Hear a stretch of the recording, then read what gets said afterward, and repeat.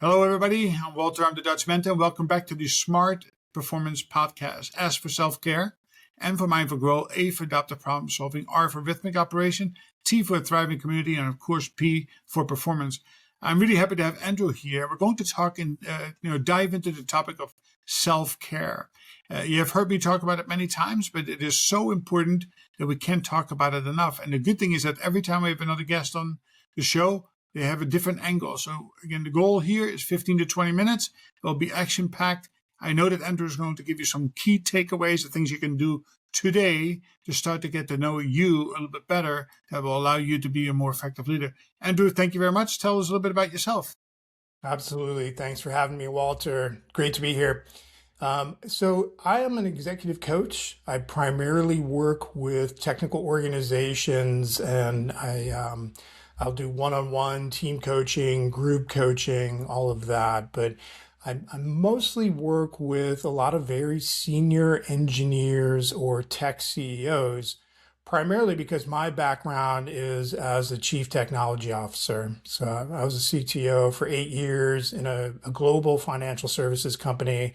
And my corporate background really goes into things like product management way back, a lot of consulting, a lot of data and analytics. So my business right now, a little bit of fractional chief technology officer work and some consulting, but mostly executive coaching. Thank you for sharing that. So tell me a little bit about your experience along the way in your journey where you became aware that self-awareness, self-accountability, your behavior actually becomes a differentiator in how you lead people and how you climb that career ladder.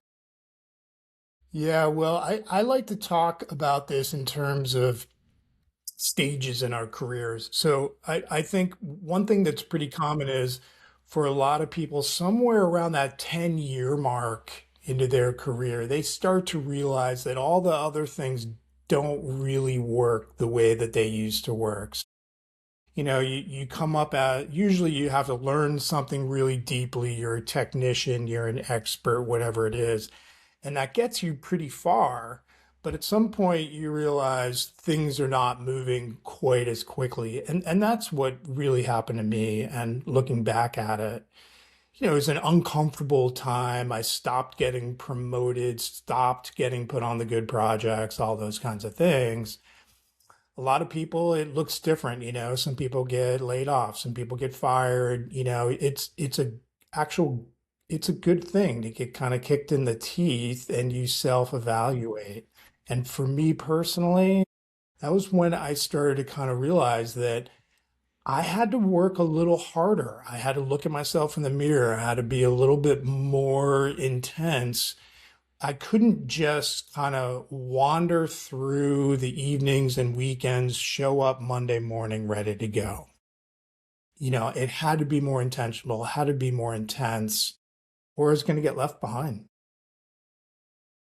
So it's interesting. So what would have been the downfall? What do you think that would have become a showstopper if you had not come to the realization or if you did not take any actions? Because, people often fail to see that part, right? What are the consequences if you don't change? Yeah, and I think it's actually pretty common. I mean, a lot of people feel like they are who they are. It's a very fixed mindset. I am who I am, love me or leave me. Hey, I have some rough edges, but you know what, and kind of treating work environments like family or that it should be like family and you should just accept me the way I am. And a lot of times you see these people get sidelined, right? And if you know something really, really well, and the example I'll use in technology a lot of times, it used to be the DBA. And I know this is a stereotype, but it used to be like a DBA was a little quirky, but brilliant. And you kind of let them, manage the databases and all of that over there. And you didn't really need them to be a leader so much. You didn't need them to step up. But a lot of times, the people that can't make changes and relate to people better, they get sidelined. They get put on the legacy projects, the legacy platforms. They end up on the sort of the projects that need to be done, but no one's really excited about. So those things happen. It's pretty common. Yeah, so we use a talent review, like a box 9 talent review process. At least I encourage my middle managers to use that, because it is it's really the moment where they recognize their behavior can become a showstopper, right? And like you expressed that, I didn't get promoted, I didn't get a good project, I didn't travel as much. If you're not aware of that, right, then you keep going and you get stuck in those legacy, and then on Sunday afternoon, oh my God, I got to go back to work again, or always looking for another job. So an alcoholic sometimes has to hit rock bottom to come to the realization that what they are doing is not really healthy for their lives. What made you realize, or what is from a client perspective, what does it take for the person to finally realize what I'm doing is destructive or is going to become a career killer? And what is the first or second step they should take after they finally come to the realization that they are their own worst enemy? Yeah, such a good question. I think one of the problems that we have, at least in corporate roles, a lot, is that a lot of the feedback that you need never reaches you. Even from your manager, your peers are never going to give it to you. Your direct reports are never going to give it to you. So you're not getting feedback. So then you're sort of reliant on whether you're very self-aware or not self-aware. And is it your family, your friends outside of work? I'll say 80% of cases, you're just not getting it. You're not getting feedback that's valuable. Even in these annual review processes, which we could debate the efficacy of course. But I think most people, their rock bottom really is going to be getting fired, not getting promoted, getting looked over, all those kinds of things we were just talking about. And for most of the people that I coach, there's a moment or there's something that happens. Your company gets acquired, your company goes bankrupt and lays off people there, you need to go look for a new job, whatever it is, there's something that was not a smooth transition. You should have foreseen it or been better prepared. Your reputation isn't where it could be. There's some sort of thing that happens. And in the moment, really what I coach people around right after that is to start taking kind of a personal inventory. So it's really about, what do I want? And what is meaningful to me, And because a lot of times we have this identity, like I'm this. So, that's permanent, right? And a lot of times that's just not the case and doesn't serve people well. And it's hard to develop passion and interest every day, every morning when you're working on an identity from when you went to college. So it's time to look inward. Yeah, and that is sometimes the hardest thing to do for people. I give the advice, right, is that if somebody comes to me and says, Walter, your hair looks funny, I say, well, screw you. Who the hell are you to tell me my hair looks funny? And then a week or two later, somebody comes to me and says, Walter, your hair looks funny. And I say, I go, whatever. And then somebody comes to me and say, the third time, I said, Walter, your hair looks funny. And I said, well, I better go to the bathroom and check that mirror, right? It is the subtle messages that people give you along the way, because very few people have the behavioral capacity to tell you to your face that you are not going about it the right way. And one thing that I see too often is that, especially people who are very ambitious and they are very forward and they're very driven and they're very, alpha. You want to be on the leading edge. You want to be there to help innovate, create, and to create new opportunities. But you cannot be ahead of the leading edge, especially when you go into a culture that is not as fast as you are. You can become an outcast very, very quickly. And how do I know that? I've been the victim of that a couple of times, right? So you have to remember that you have to pace yourself with the organization, and gradually you can pick up that pace. But you need to lead people you cannot push people, right? And that is very, very difficult, very dangerous. So let's say they finally have that epiphany, that they have that inward moment, that they realize somebody told them they have to go look in the mirror. So what is it that you say to them, and how can they go onto the path of recovery to be able to get out of that reputation that they have built for themselves, that they're impossible to work with, or they are an ill fit for the company itself? For most people, it's a great time to start reaching out and asking for help. And that can look like a lot of different things. I mean, we all have people that are potential mentors along the way in our careers. In the moment, you may not have thought of them that way, but there's always someone around who is a little further along and is willing to talk about how they got there and what they changed. And you ask someone a couple good open-ended questions and they'll start talking and sharing and stuff. So I tell people, you don't need to go and pay for a coach. You just don't, right? And you can reach out and start to get some help. You need to light a fire under yourself, because the reality is, especially nowadays with YouTube and stuff like that, you can go pretty far if you just say, look, I need to figure out what I really want, what I'm passionate about right now, and what's going to drive me. You do some searches on YouTube, maybe even set up like ChatGPT or Gemini and ask it to coach you. You're going to get good. You're going to get some good stuff. And so I think you got to light a fire, though. You got to know what you want in order to kind of drive that, because you're going to come back with some uncomfortable things. Like, I had to realize that being a jerk wasn't serving me well, and people didn't want to work with me. So I had to change how I related to people. So interesting. I think when you're not happy with the outcome, you can't keep doing the same thing over and over, right? I mean, that is insane.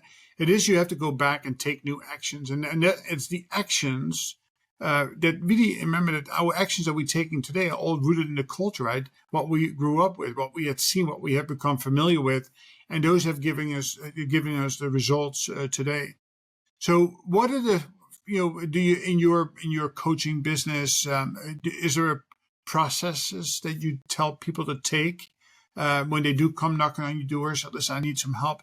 What are some of the action steps that somebody could take to recover from this and create a new path forward that maybe can deliver new results? Yeah. One of the most tactical, hands-on things is to start making lists. And so my first question is, what makes you great tomorrow? What do you need to do today? What are the causes and conditions for you to be at your best tomorrow? Maybe it's a good night's sleep, eating well, working out, having your favorite t-shirt or hoodie or whatever your style is, all those things. Treat tomorrow like you want to make it the most amazing day, and start doing that each day, right? At the same time, make a list. What takes your energy away? What is it? Is it spending time with a couple friends? Is it drinking on weeknights? Is it, is it watching too much Netflix? Whatever it is, and start to build that set of sort of do's and don'ts and that, start, stop, continue list. The other thing a lot of people do not have is personal goals.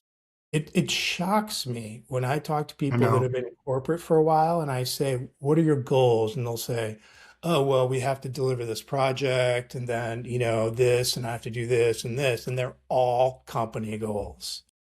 Like, well, where are you going? Right? So another thing is start to think about where you want to be. And a vision writing exercise is incredibly powerful. If you just say, in 2 years, in 3 years, what do I want? You let yourself fall into that future self and write. It's incredibly powerful. Yeah, thank you for reiterating. Yeah, so in the smart mobile app that's now available, by the way, as of January 1st in the App Store, self-care chapter is exactly that. It's about priming. It's about really dreaming big and acting small. It's incredible to see how many people don't dream about what could be and how to then translate into smaller steps along the way. How to really have this habit building framework, right? How to establish their personal brand and understand what is differentiates me from everybody else. What is my true why? And then tell a story around that. It is so very important to be able to develop those skills, knowledge, and abilities to be able to set yourself up for success going forward. Love the steps that you're talking about. So once people are into building new, taking new actions and delivering results, how do they know that they're on the right path? It's a great question. I think it's a little bit different for everyone, but I want to come back to that energy and that passion because you should not be in a perpetual state of burnout or frustration. We're not built for that. And incidentally, the best leaders are happy people. They just are. It's you look across the best leaders in any organization, the ones that are at the top of the organization, the ones that have built trust with their teams, they're happy people. So you forget that when you spend a lot of time in corporate and you're answering emails at midnight. So um, you need to build that kind of level of self-awareness where you're starting to kind of feel like, okay, I'm doing the things I need to do each day and having the self-discipline to cause myself to have a better day tomorrow. Like that's under your control. And you can make tomorrow better by what you do today. And you start to kind of realize that. And it's a little bit of flywheel, starts to build some momentum. So, I don't know that I can give a super clear test there, but building the self-awareness and checking in with yourself and kind of asking yourself, what's my gut feel today? Do I feel a little bit better? Am I getting there? Is part of it. Yeah. It's precisely the reason why I, by the way, wrote a book called Happy Leadership. Yeah. We know that I always say high performance is the function of trust multiplied by engagement. If a leader can establish trust and engages the team in whatever it is that they want to do, they're more likely to be happier as leadership, but also be more and higher performing team.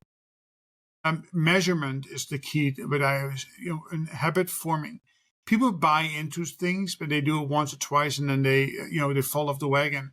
It is the Yeah. consistency of doing what you just said. That what can I do today to make tomorrow better, and then go into your calendar. Did I do it well? Red, yellow, and green, and measuring how many reds and yellows you have that requires a countermeasure, or greens that I have that I can reaffirm or affirming that I'm on the right track.